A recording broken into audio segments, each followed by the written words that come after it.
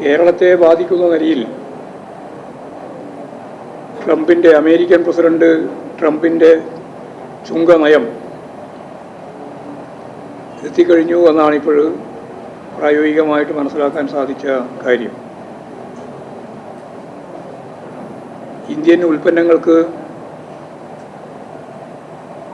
കൂടിയ ചുങ്കം ഏർപ്പെടുത്താൻ American president തീരുമാനിച്ചിരിക്കുകയാണ്.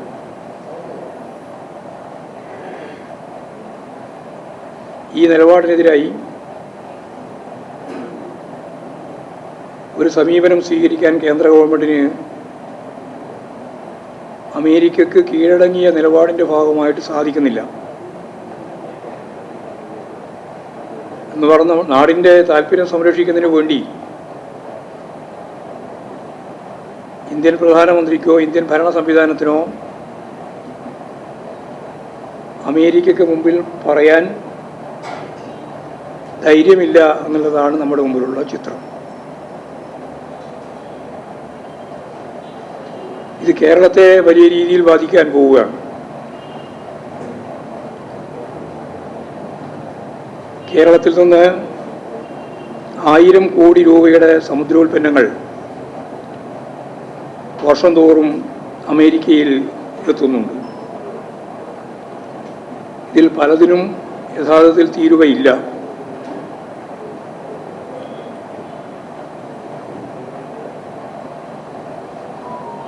അതേപോലെ കേരളത്തിൻ്റെ കാർഷിക ഉൽപ്പന്നങ്ങളും ഏറ്റവും അധികം വാങ്ങുന്ന ലോകത്തിലെ 2ാമത്തെ രാജ്യമാണ് അമേരിക്ക. 2024-25 സാമ്പത്തിക വർഷം ഏപ്രിൽ മുതൽ ഡിസംബർ വരെയുള്ള കാലയളവിൽ 399.97 കോടിയുടെ കാർഷിക ഉൽപ്പന്നങ്ങളാണ് അമേരിക്കയിലേക്ക് കയറ്റി അയച്ചത്.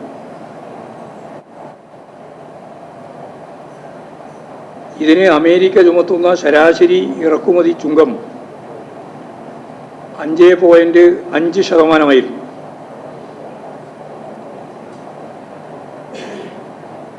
പുതിയ അമേരിക്കൻ ചുങ്കത്തെ അടിസ്ഥാനപ്പെടുത്തിയാൽ അത് 37% വർദ്ധിക്കുക.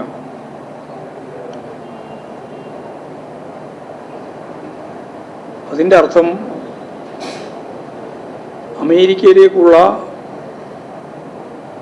കയറ്റുമതി ഗണ്യമായി കുറയാനിടയാവുന്നു എന്നുള്ളതാണ് ഗൗരവമുള്ള കേരളത്തെ ബാധിക്കുന്ന പ്രശ്നം. ചെമ്മീൻ, കശുവണ്ടി, പച്ചക്കറി, പഴം, അരി തുടങ്ങിയവയിലെ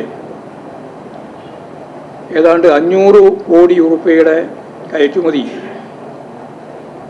പ്രതിവർഷം നഷ്ടമാവുന്ന തരത്തിലേക്കാണ് കാര്യങ്ങൾ നീങ്ങുന്നത്. ഇന്ത്യൻ കയറ്റുമതിയുടെ 20% അമേരിക്കയിലേക്കാണ് എത്തുന്നത്.